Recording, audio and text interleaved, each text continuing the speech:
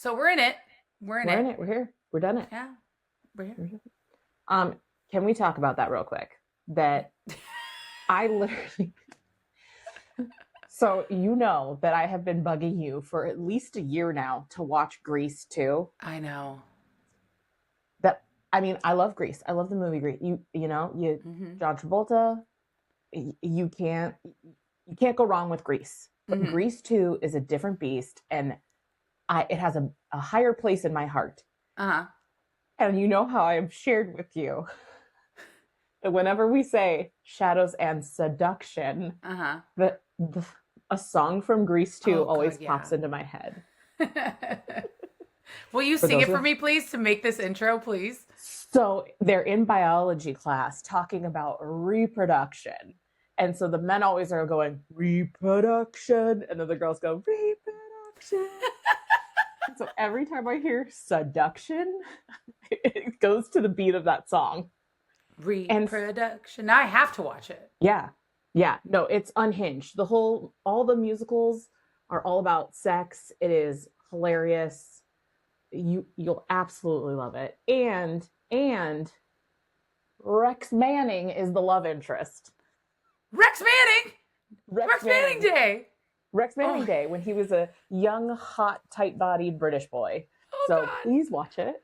Okay, And okay. everyone Okay. needs to enjoy this episode and the moment where Carin and I gush about Grease 2. Well, let's get started then. But let's go.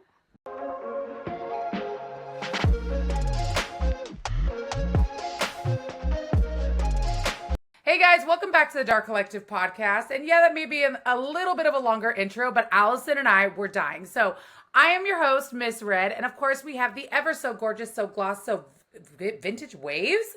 Allison is here. Toss, leg.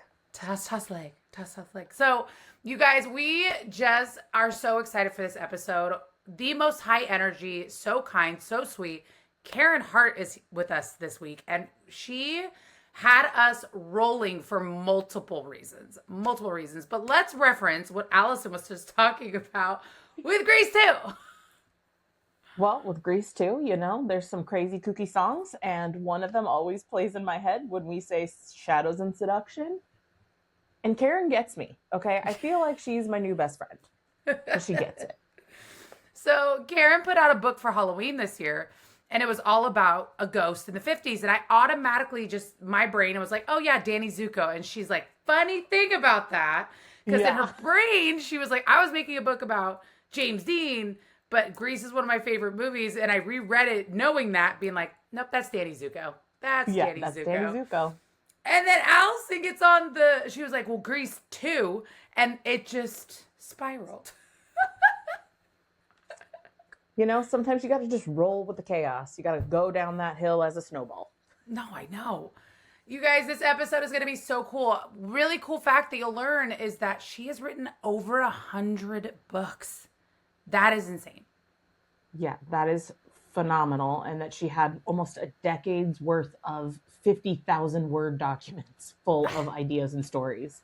She is incredible.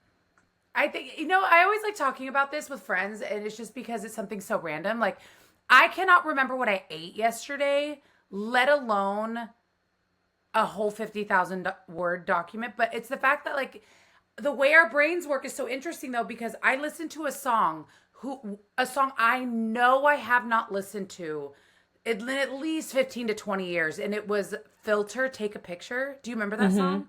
Yep. Knew all the words.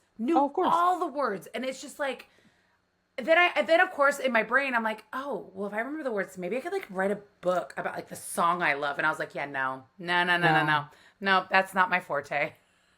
Yeah. Also, like, we would have to give up a large chunk of something else to create the time to be able to do that. I mean, the dedication it takes to write these authors are unparalleled. So it's been a joy talking to them. No, I mean, you've been on since season 2 and season 3 now, and it's crazy to think that I can't count how many interviews I've done at this point. But I'm just gonna say this. I don't know who's listening to this, but we love you guys, and the amount of respect we have for what you do is palpable. Like, you guys are just hats off to you guys. We love you.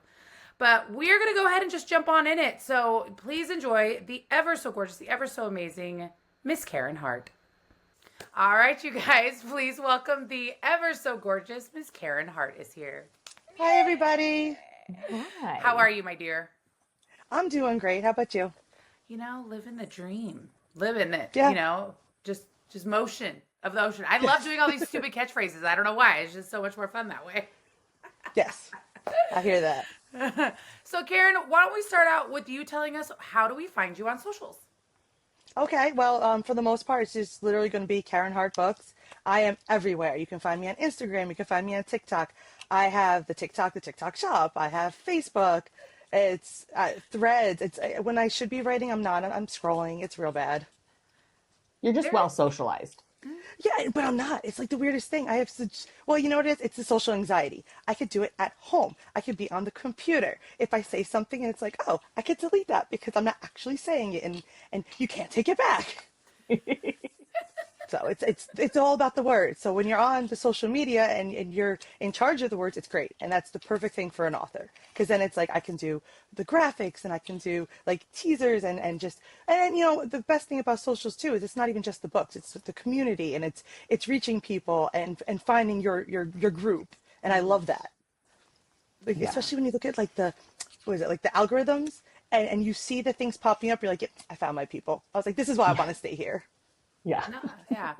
I mean, we talked about it recently where social media, man, it's a job. Like it 100% is a Yes. job.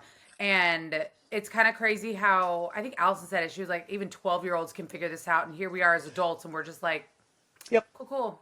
We're adults, Like but we're also the ones that invented it, right? Like, you Yeah, know, like- the Facebooks and the MySpace.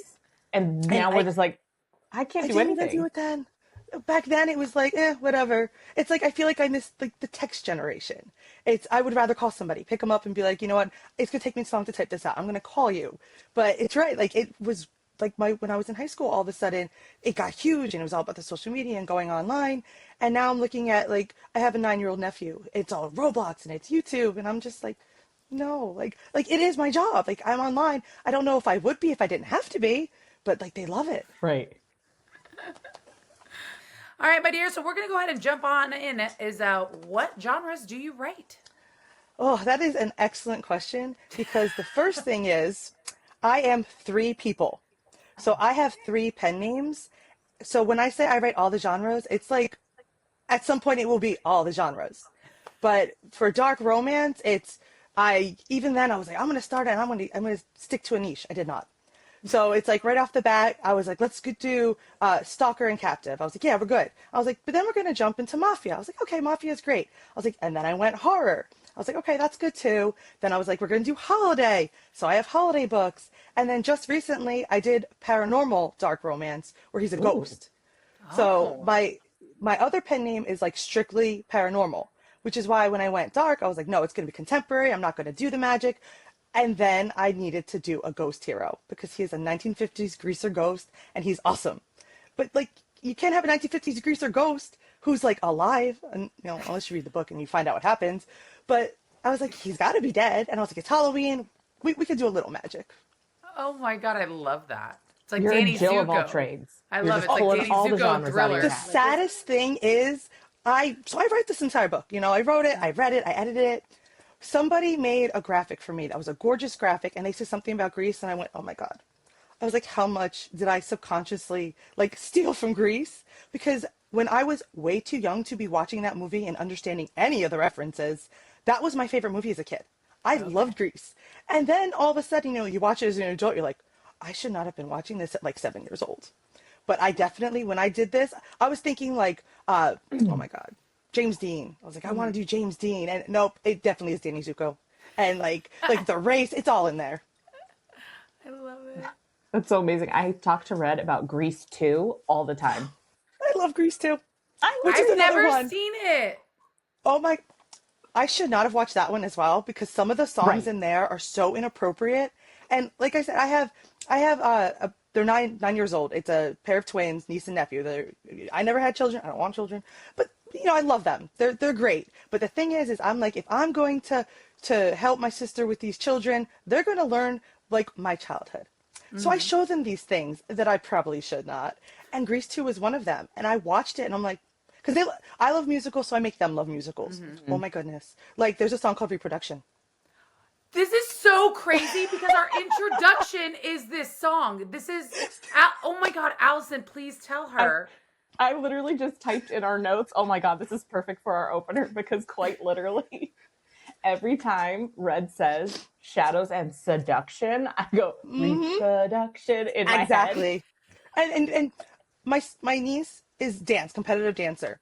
They started to do a dance for, it was another school. Let's bowl tonight. And I just died. And nobody in the audience around me, they're just like, what is this? And I was like, you just need to know Grease 2. It's about bowling. But like, it's really not. But it's about bowling. I'm dead.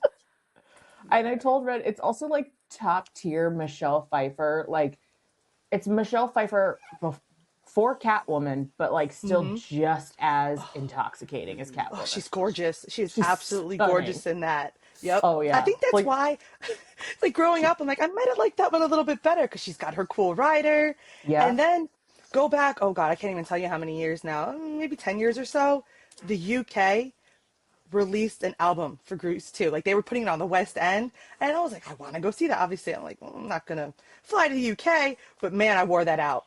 I wore that out on my, like, iPod even then. Oh, Cool Rider was my song. Oh, such a good song. The Ladder. That's another reason why I'm not afraid of ladders, Red. Okay. I'm like, Gotta I'm out watch of it. this It is conversation. great. I need to go watch it tomorrow. Oh, you need to. It is so good. Oh, Well, you have and to it's watch like it because campy there's too. some really great characters in it. Like you have your Grease characters, but then they took it up a notch on some of these characters in Grease too. So I definitely would recommend watching it. And one of them is like Judy Garland's daughter. So yeah. Carin, who has been your favorite character that you've ever written? I'm gonna stick with all of my Carin books, but I have one. Let's see. This book, Dragonfly. Ooh. My favorite character I've ever written.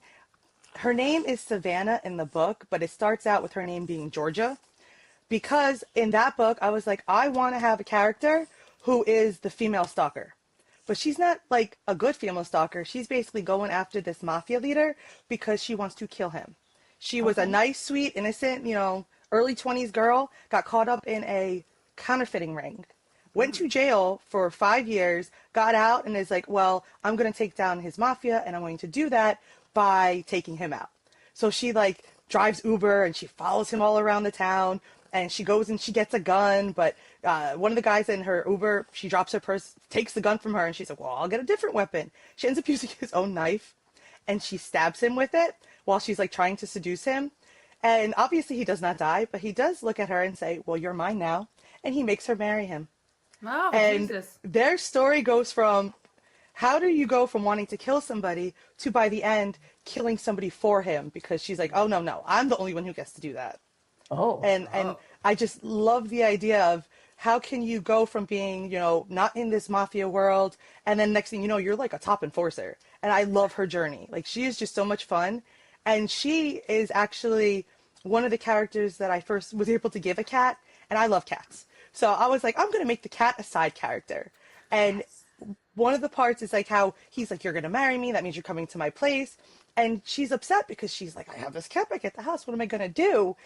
And he finds out that she's like, I'm getting out of here. I'm going to escape. And he's like, what was so worth you escaping that like I could kill you right now? She's like, my cat. And he like goes back. This mafia guy starts crawling under her bed to find the cat so he can bring him the cat to the house. And that's when I'm just like, okay, we like him. It's like, we weren't sure we were going to like him, but yeah, we like him. I love that. I like how it's just the chaos of it all, where you're just like, then she stabs him, then she, all this stuff. Like, I'm here for chaotic scenes in books.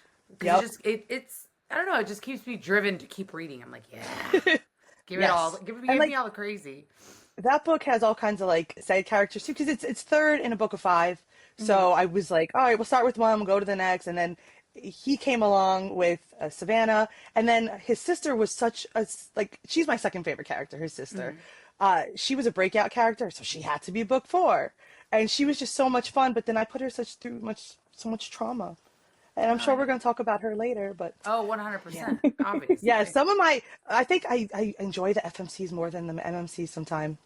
You just have so much more Fair. fun. Oh yeah, because I don't know, like I've read some really interesting FMCs in my day, and Hmm. my day of reading for 4 years. It's fine. But the characters that I love the most whenever I read, especially unhinged FMCs, are the ones that Hmm. like I imagine smiling and being like, I am so normal. Like they're just like Yes. evil and kind, but you're like, oh, there's something Hmm. there. There's something there. Yeah. So speaking of that though, like speaking of trying to like imagine how your characters are, do you see your books like ever in movies? Like do you feel like you could see your book as a movie or like do you imagine them in your head? Like I want to Yeah, know. it's so weird because when I'm not like actively writing, it's like, how do I do it? I don't know how I'm doing it. But when you get in the zone, like I will literally hyper focus on a book and knock it out and be like, I'm gonna get this done and do like 2 chapters and get into it. And when I get to that point, I'm literally there. And it's like you're transcribing what you don't, I don't really see it. I just feel like I'm in it. Like it's happening. I'm like, okay, yeah, this happened and then this happened and they said this and then they said that. And during edits, you make it all pretty, but when you write that first draft, it's literally like I'm just like, yes, I'm a note taker. Uh-huh. You said that, yeah, okay, let's go. So it's That's I so like wouldn't you're say almost like a it's fly a on the movie, but wall, it's like like, in the yes, scene. Okay, that's that's exactly it. Like cool. I'm there and not part of it, but it just comes and you just type, type, type, type, type. Got to get it down because God forbid you see something, but you're in like the previous thought. I don't want to forget it because then I'll Yeah, be like, wait, yeah. what was that amazing thought I just had? We I, do that all the time. I know. Where you're just like, oh, That's why.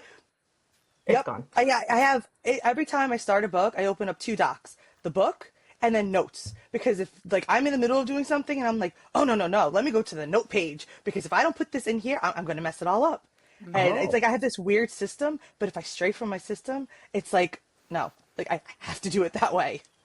But I lost track. I did a big thing where I was like, I'm going to count down to 100 books. When I hit 100 books that I've written, then I'm like, okay, I'll remember that book is 100, and then I can go from there. So I think I'm at like 106 or 107. At the end of the year, I'll Jesus figure it out. Christ, Carin Yeah. Hart, who Yeah, I are hit you?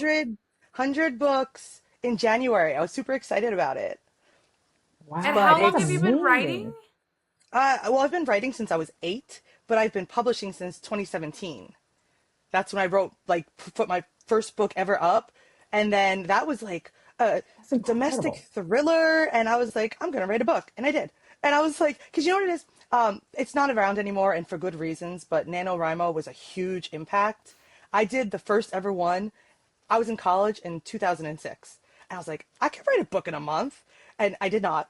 I wrote 50,000 words. I did not write a book, but then I did it every year. So when I started writing, I had like, let's see, 2017, like 11 years worth of just 50,000 words sitting in my like Google Drive.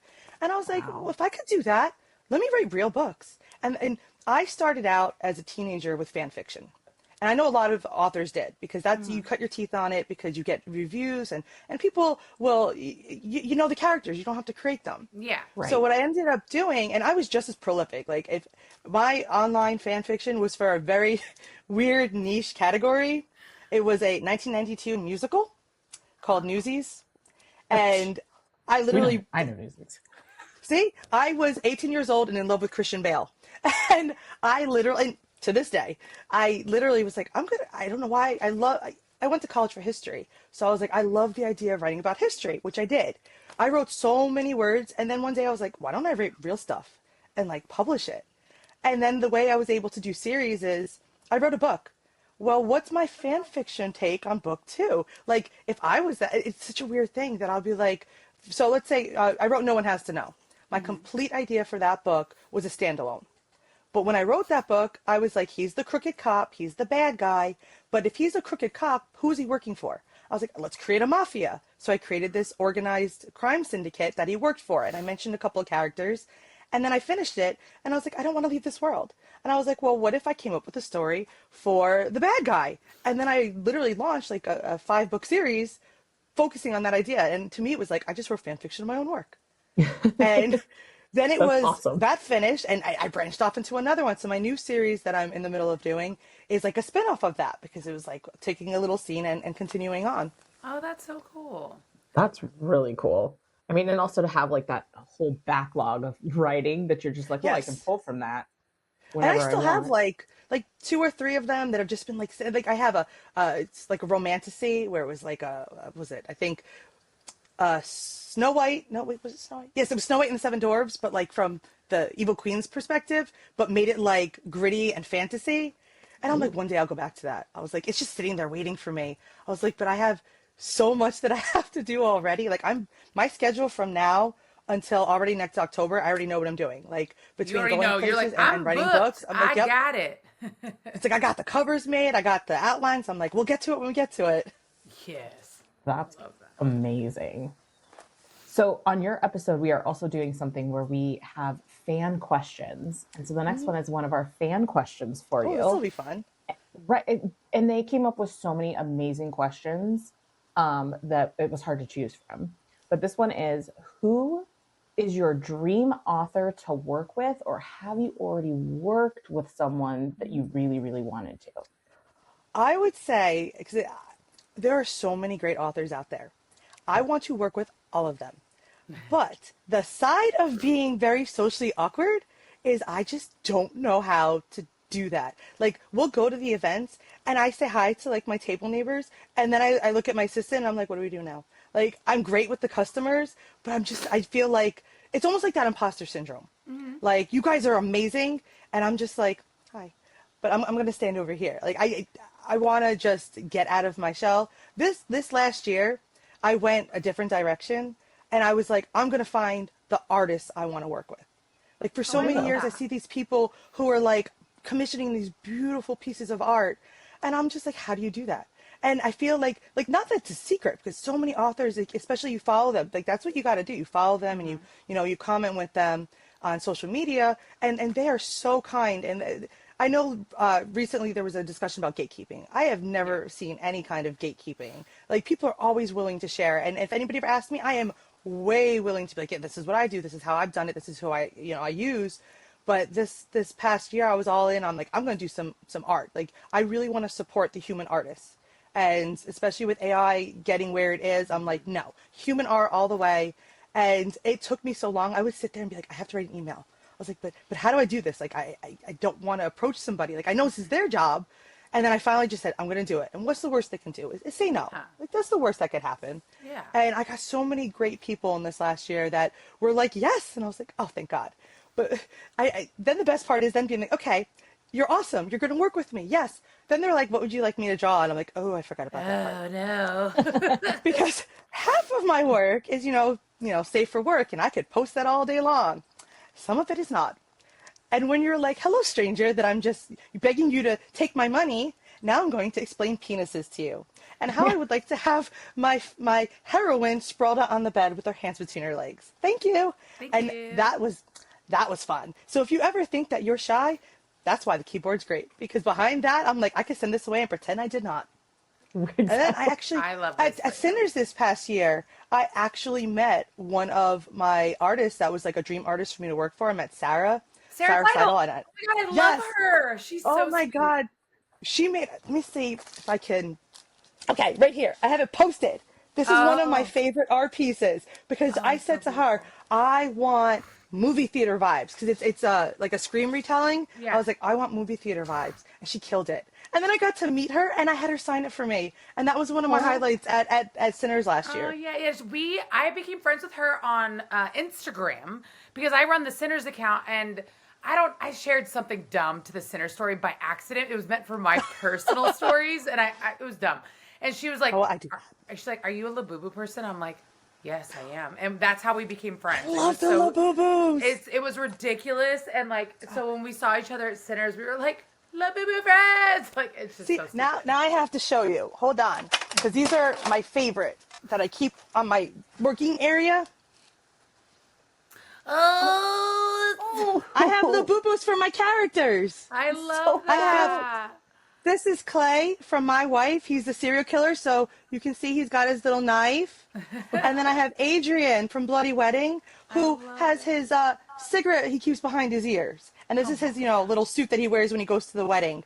And they come with me wherever I go to like a convention, and I put them next to their book. And people are like, "You like the Labubus?" I was like, "I love the Labubus." That's I so was like, "I am funny. a millennial." I I was know. like, "I was too We were young for Beanie like Baby Baby craze." kids. We were Beanie Yes, Baby I was like, kids.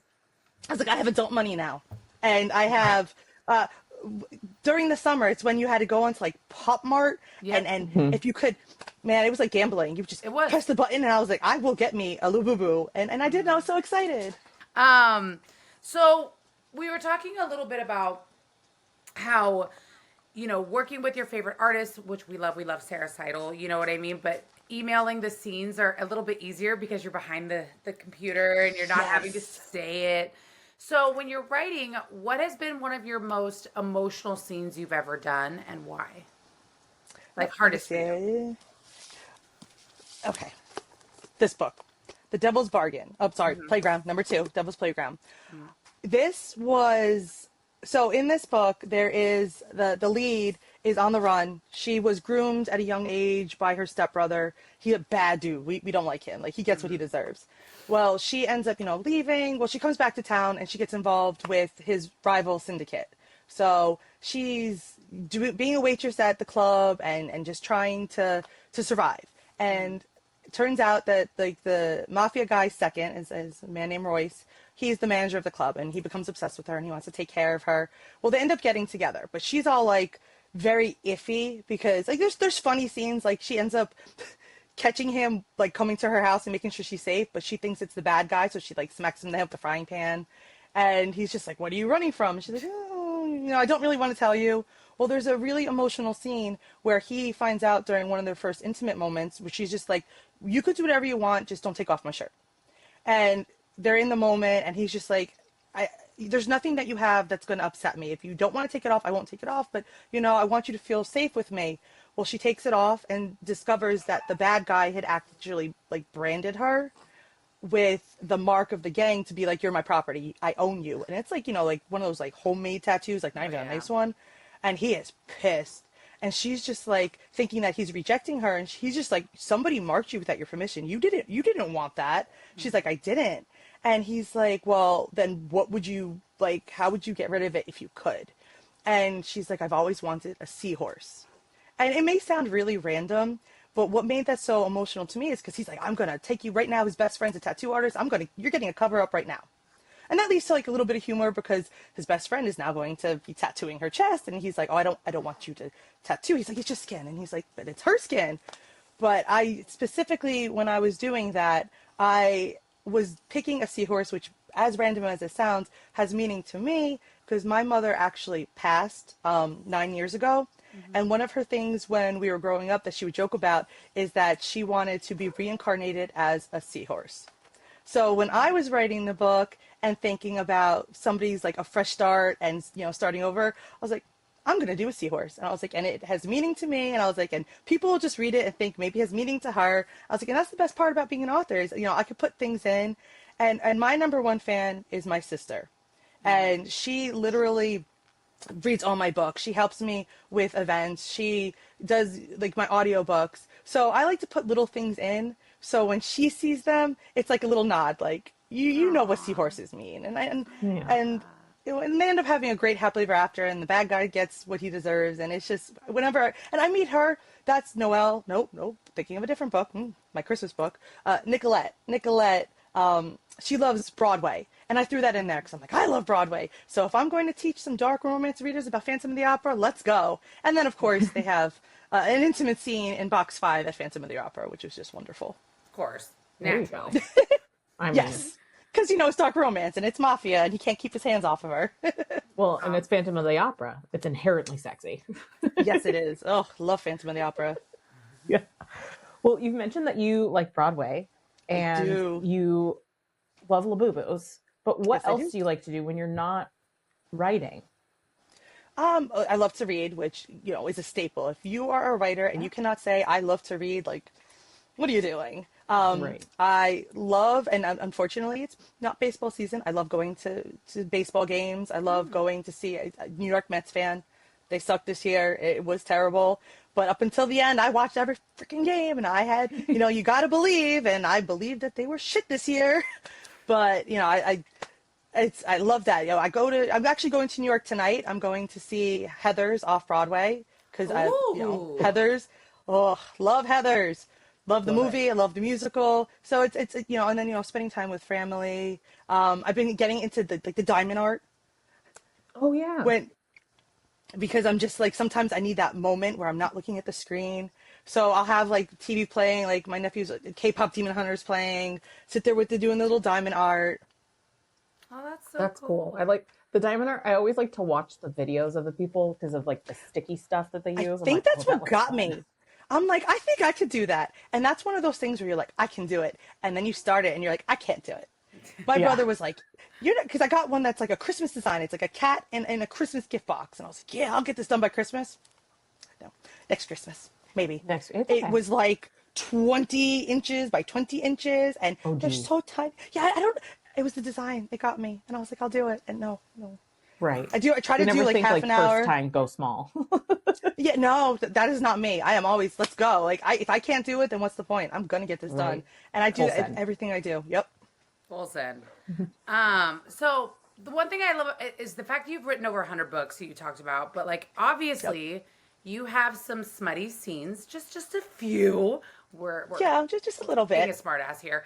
But what is the craziest thing you've had to research for a book? Yes. Oh, see, now that is where we talk about Genevieve. Genevieve is my second favorite FMC. She is in, we got Dance with the Devil.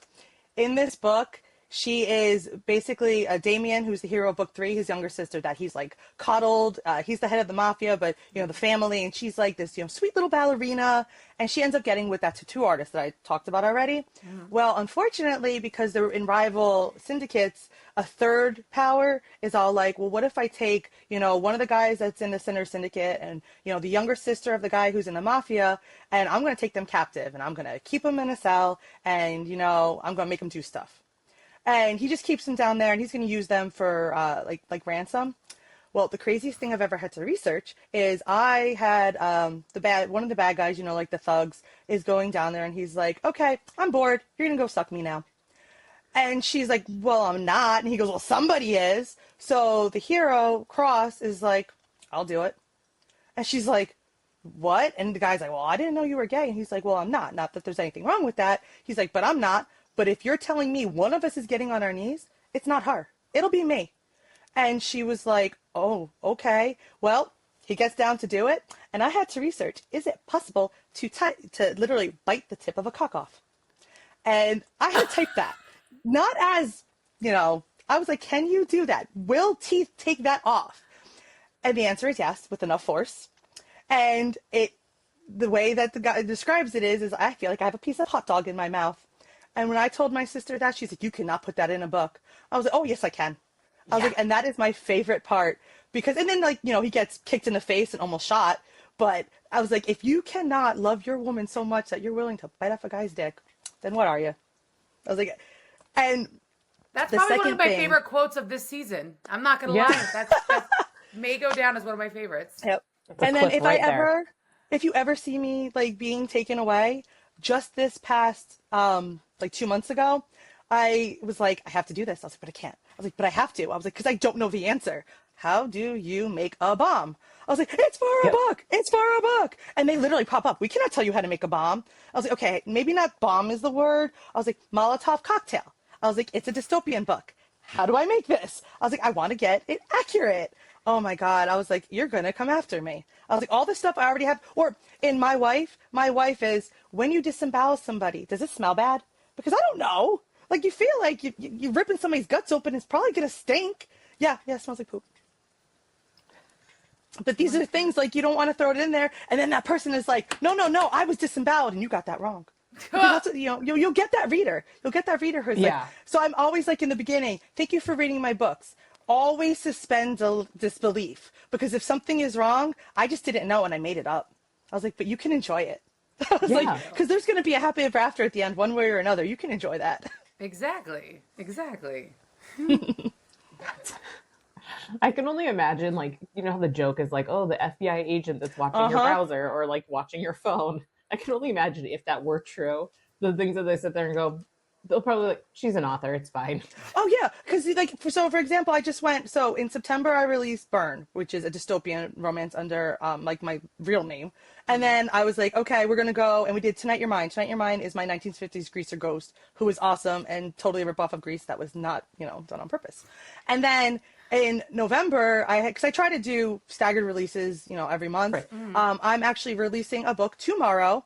If you like anything weirdly paranormal, shiftery, funny. I have a book that's called Fake It Till You Made It under my Sarah Spade pen name.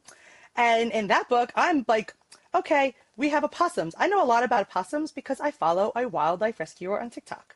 So when I'm not writing, I am watching Carly do her thing with Nola Kitten Nursery. She does cats, but she does opossums. And she taught me that opossums have 13 long spaghetti-like nipples.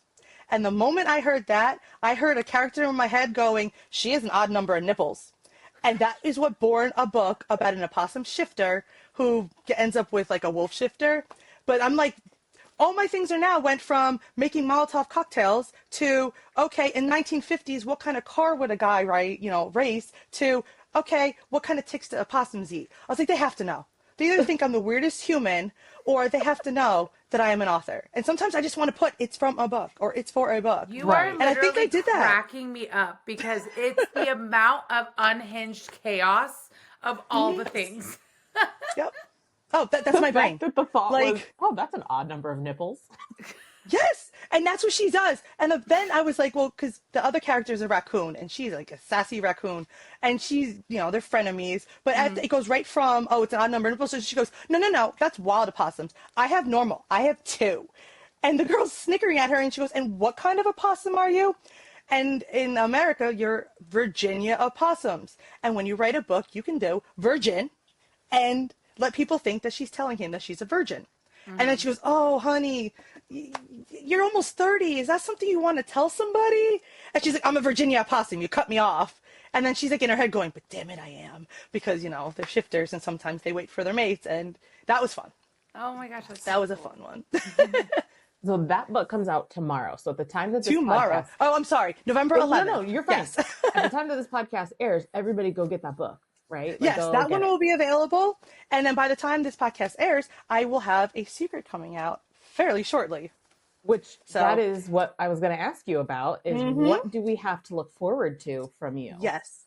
So by the time this podcast is out, I will have another Carin release. This is book 2 in the Order of the Ode series called Inconvenient Marriage, where basically they're in a fake marriage type of agreement, but you know damn well that they're going to end up real married by the end of it. But in December, I'd like to do, my brain is weird. If I do not have a Halloween release and a Christmas release, it just is not holidays to me. Like, I like to read them, and I would like to have something for all you guys to read. So for Halloween, it was Tonight You're Mine, where we have a ghost. But when we get to December, we are going to have a lovely Christmas story that's called The Wish List. And we have, the tagline is basically, she's making a list, he's checking it twice. Because we have a lovely heroine who, had some bad stuff happen to her. And then we have a retired hitman who's basically like, oh, I'm going straight and narrow until he finds out that this bad stuff happened, and he gets a hold of her list. So he's going to make sure everybody on that list gets what's coming to them. But, hitmen don't work for free. So at the end of the list, he adds his own little addendum, and he's going to have a little fun. And that's Noelle. That's the name. Noelle is going to have a very Merry Christmas. That's my legal name. Oh, see, that is a beautiful name. And I think of Christmas whenever I hear it. And I was like, Noelle, we're doing it. Boom. Well, because we're going to have Noelle. She's got red hair. Christmas. And like, I was born a week before Christmas. But it made no sense because my mom is Jewish and my dad was Catholic. So, of course, my mom wanted Joelle and my dad wanted Noelle. So they flipped a coin in the birthing suite. And Noelle was born. Yeah. See? And just you wait. My Noelle also has red hair. It's shorter, it's like but Noelle has red hair. It's like you and I got the most gorgeous piece of art for one of my favorite scenes of the book, which will involve Christmas tree lights. And my artist Manuela was like, "Here, what is this? Do you think this is okay?" Because it's just like the outline of the hero and the heroine, Patrick and Noelle. And I was like, "Oh my god!" I was like, "You stole this out of my brain." I was like, this is exactly what I wanted, and I'm so excited to show it off. But you know, that's December me. Like in November, it's we got to work on Fake It Till You Made It and Inconvenient Marriage. December me gets to be all about the wish list. That's Oh, amazing. love it. So obviously, like I said this before we started recording it today, is that we love Carin. She has been with us since the very beginning. She has been a big supporter of ours. And fun fact, her book was the very first book I bought at Sinners because I pre-ordered it, and it was so beautiful and gorgeous. I love it. Oh, thank you. I got a great one coming for this Sinners and Shadows. I'm so excited. Those are secrets, though. So we always like to end the podcast with this question: is what are you most excited about for Shadows and Seduction? I am most excited, I would say, first, going to New Orleans. Because I went once, about 10 years ago, was one of the first time, I think it was the first time I ever took a flight. And I was like so afraid. I'm like, I'm going to get lost. And it was such a great time. So when my sister and I, because I'm dragging her with me, when we saw that Shadows and Seduction was going to be in New Orleans, because I don't like to fly. That's not a thing I like to do. So we drive from New Jersey to Boston every time for Sinners, which is only like 5.5 hour drive. But it's great because like I can bring all my stuff with me. I don't like to do the flights because then it's like, okay, well now we have to fly there. We have to figure out a way to get all the books there, get it all back. I was like, but this one, I was like, Shadows and Seduction. I was like, I love the team of Sinners and Stardust. I was like, the Dark Collective is great. I was like, if I'm going to cut my teeth, I'm flying somewhere, that is where I'm going. It's top 2 favorite events that I go to every year. And I mean, granted, I don't really go to a lot because I am a homebody. I was like, but that is like the highlight of my year, getting to go to Boston, seeing everybody. Oh, it is the best. And I feel like when we go to Shadows, it's been just like that. We love you so much. Like you've always been like in our mouths. We talk about you like constantly. And we just can't thank you enough for supporting us because obviously Sinners would not be here without authors like yourself who support us. So thank you. Oh, definitely. Always. Well, Miss Carin Hart, we are done with the podcast. And from myself, I know Allison wants to say something. So I will say again, thank you for always supporting us. Thank you for being here. I love your manic, chaotic, unhinged brain. It is very, very amazing for me. So thank you again. I think we did well. I was like, I don't think I said anything that's going to offend anybody. Well, you were fantastic. And your you. energy and passion for your books definitely comes across. And I love that you had books pulled together to show because I know for me, like I'm still digging through like any author that's going to the events. I try to read at least a book from them. But I'm like, okay, I want that book and I want that book. And I have a little list now. And I know people that watch this or listen to this, they're going to want to pick up those books as well. Thank you so much for joining us today. I really, really appreciate it. I know Red really appreciates it. One more time, tell everybody where they can follow you on socials. Okay. If you want to follow me, you just have to type in @CarinHartBooks. Basically anywhere. You can go to TikTok, Instagram, Facebook, Threads. You'll find me. I'll have the same logo everywhere. It's not hard to miss me. Perfect. Make it easy. You make it easy for us. All right, you guys. So please make sure to go follow Miss Carin Hart on all socials. And also make sure that you guys check her out at Shadows and Seduction coming in March. We cannot wait. So close. And make sure you guys tune into the Dark Collective podcast on Instagram. We are posted everywhere. All episodes are posted at 9 a.m. Pacific, 12 p.m. Eastern every other Monday. So thanks for joining us, you guys. Bye. Bye. Bye.